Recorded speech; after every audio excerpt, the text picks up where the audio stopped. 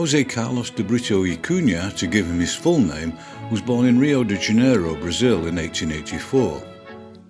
I found no information whatsoever about his family or early life, other than that he had no formal art education, and his earliest work was published in the humour magazine Tagarela, or Chatterbox in English, in 1902 when he was still only 18 years old. The monochrome cartoons he produced for the magazine were distinctively grotesque, but his technique with pen and ink was as yet far from assured. Nevertheless, by the time the magazine ceased publication in 1905, Carlos had been able to at least begin to stylistically resolve his work with cleaner and fewer lines. Having effectively served an apprenticeship with Tagarela, Carlos started to find work from other sources, and in 1908 a new magazine titled Careta, which translates as Grimace, was launched. From the outset, Carlos's illustrations appeared regularly, and in this context he even got to produce some full-colour work alongside the monochromes, all of which demonstrated greater graphic confidence than previously. And there was also O Fiote de Careta, about which I can find no information, but as Fiote means puppy, I'm guessing it was a more digest format along similar comedic lines from the same publisher.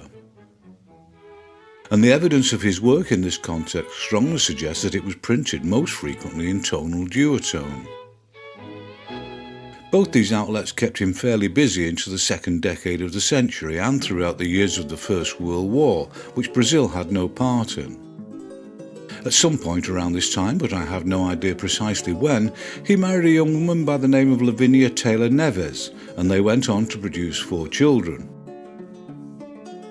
The images he was creating clearly showed that by the later years of the decade, his stylistic approach had matured rapidly, and his work was by this point appearing regularly in colour, most frequently applied flat or in tonal washes printed as duotones. And it would be with a combination of these distinctive and staunchly modernist approaches that he would go on to considerable success during his career. In the early 1920s, Carlos stopped working for both Careta and O Fiote, but by this time he had started to appear regularly in another humour magazine, Omalo, which translates as the Mallet. Many of the images he produced for Omalo involved the caricature of prominent political Brazilians of the period, and although I have no idea who these people were, it's fairly obvious, despite my ignorance, that Carlos and Omalo were not their greatest admirers. As with his Careta work, he created pages and covers with varying applications of tonal and flat colour, and quite a few were printed as duotones. But in this magazine, the bulk of his colour work was created with watercolour or diluted gouache washes over the line work and printed by the full-colour offset lithographic process, which was far from common at the time in magazine publishing in most countries. But however his images were coloured, the most distinctive feature of his style was the grace and expressive quality of his remarkably cleanly executed line work, as seen in this entertaining scenario created in 1924. A year later, Carlos first began what would be a long professional association with the children's comic O Tico Tico. But more significantly, it was in 1926 that he created his first illustrated cover for the magazine Para Todos, a title which translates at least approximately as For Everybody.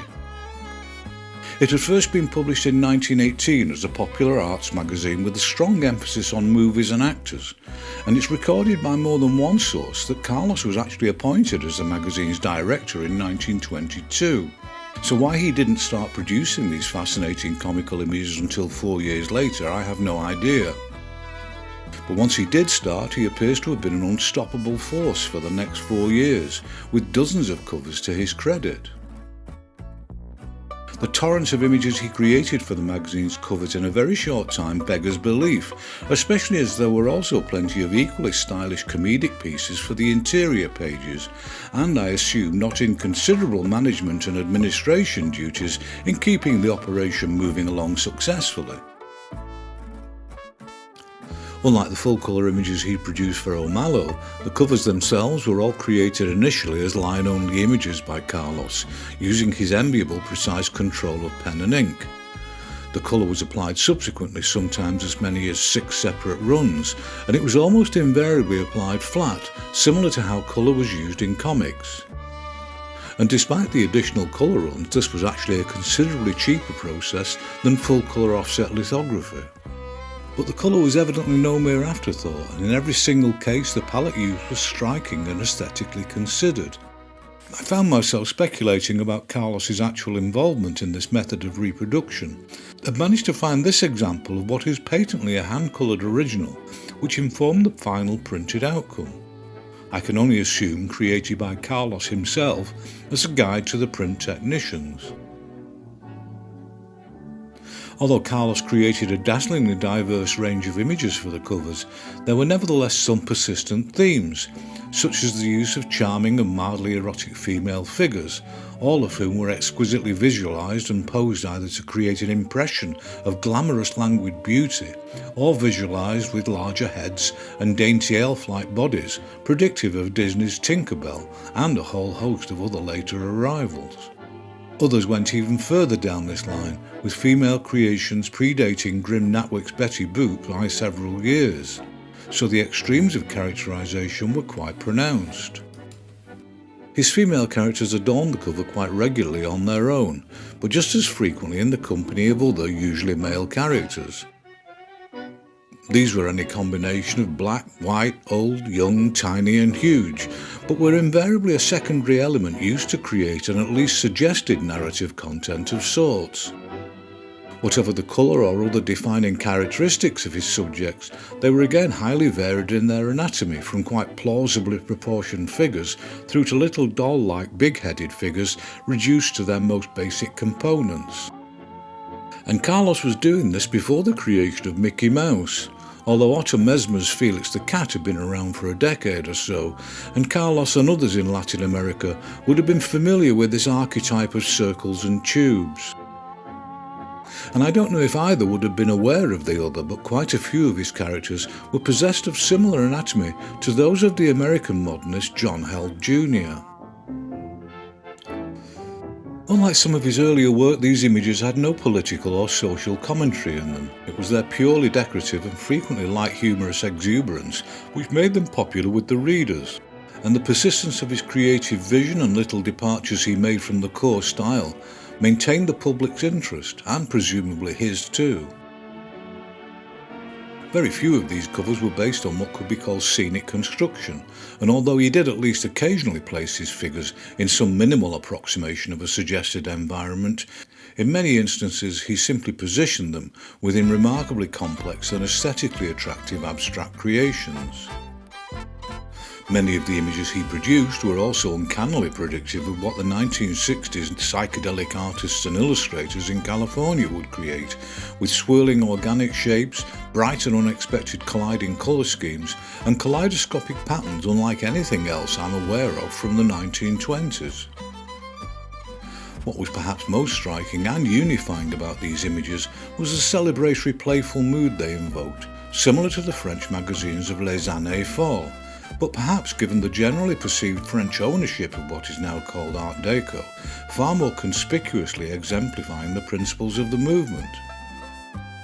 Throughout the 1920s he proved himself to be relentlessly imaginative, and even when repeating his repertoire of themes, Carlos always found some way to make the image visually distinctive, either through the use of colour, composition, or the absurdity or purely decorative approach he elected to use. Ultimately, the covers he created amount to a body of remarkably entertaining, skillfully evoked and archetypal Art Deco comedic illustrations. And if he had never done anything more than this, Carlos would still deserve to be one of the most fondly remembered and distinctive humorists of his age. Despite his obvious commitment to para todos, both administrative and creative, he somehow also found time to keep his irons in the fire with other work, including occasional watercolour covers and page illustrations for Omalo. But he continued to meet the relentless demands of para todos with no conspicuous decline in creativity or humour up to the end of the decade. And the last example of his work for the magazine I found was this cover from 1931. He continued to create comic strips for O Tico Tico throughout the 1930s, and to make up for the loss of Para Todos, he began making regular contributions to magazines for adults, such as O Cruzeiro, Portuguese for the cruise, using an almost unrecognisable, far more painterly and anatomically representational style, with none of the patterns or abstracted forms he had used previously. And there were also some equally striking, mostly movie-themed covers for the magazine Fon Fon, which, although created with his more expected Art Deco cartoon physical characterisation, were also reproduced from colour wash originals. And in addition to the caricatures he produced of American movie stars such as Shirley Temple and Laurel and Hardy, he used his skills to evoke Rio's reputation as a carnival town with some celebratory dance-themed covers. But it seems his relationship with both these magazines ended around the middle of the decade, and although he did carry on with his comic work, it was in the second half of the 1930s that he returned to work for Careta, following what appears to have been around a 15-year-long leave of absence.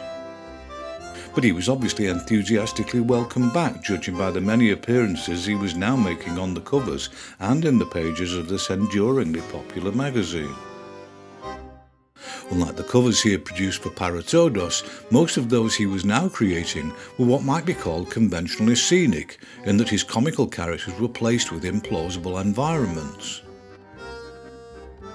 He once more returned to the clean line and flat colour technique which he had established towards the end of his previous stint with the magazine, and refined throughout his involvement with Para Todos. In the later 1930s, he was still contributing to O Tico Tico with comic strips and covers of the annuals, such as this caricature of Laurel and Hardy. And I was lucky enough to find this sketch of the image, revealing how nothing was left to chance in the production of the final artwork. But nevertheless, it was the large volume of illustration he was now producing for Careta which most occupied his time and creative energy. By this point, the great majority of his illustrations were being reproduced in colour, but black and white persisted in his output, and his ability to produce visually eloquent and amusing figures from all social and racial strands of Brazilian life, with a minimal amount of immaculate expressive pen lines, had few equals. As 1939 came around, it was obvious to the whole world that war was on its way, and this cover, created a few months before it began, was a clear indication that frivolity was likely to be in short supply very soon. Brazilian troops fought with the Allies this time around, and with the involvement and potential danger this involved, Carlos's work for Careta reflected the awful reality of the situation, even if the very jolly knockabout styling of his work undermined the seriousness of their messages somewhat. But it wasn't all about the war, and Carlos persisted with lighter subject matter too. As with the USA, there was no realistic possibility that the country would be invaded or bombed by any of the Axis forces, and for many in Brazil, life continued pretty much as usual. Consequently, Carlos's images also reflected comedic aspects of everyday life. Even so, it was the ongoing conflict which naturally enough remained the dominant theme for the next few years, and his lamentations of the brutality and pity of war and condemnation of Hitler and his allies continued up to 1945, when the war finally ended and an admittedly uneasy peace returned. But even in the aftermath of the war, Carlos continued to make more politically motivated points in his work for Careta, fueled by post-war matters such as the creation of the United Nations and the increasingly tense Cold War following the division of East and West Germany. And the images he created up to the end of the decade displayed little, if any, of the exuberant, hedonistically inclined images of his earlier work.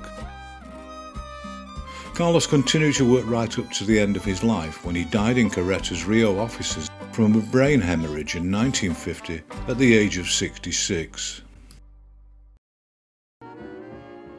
Like others I've featured in this series, and both the Mexican Ernesto Garcia and Italian Antonio Rubino spring to mind, José Carlos was one of the most important pioneers in the use of modernist, far from representational techniques to create illustrations which were both decorative and comedic.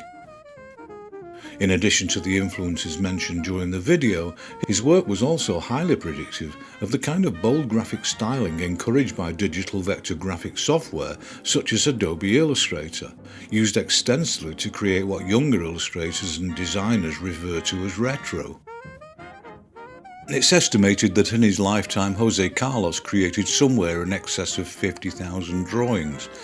And I should point out that it's almost entirely due to the efforts of his son, Eduardo Augusto de Brito y Cunha, who made it his mission to gather and curate many of his father's original pieces, that there is a meaningful Brazilian archive of Carlos's work on display. I have no idea why his work seems to be so little known outside Brazil, but as always it's my hope that this video goes at least some way to rectify that sorry situation. And I leave you with a bonus of a few more of his relentlessly cheerful and stylishly executed images.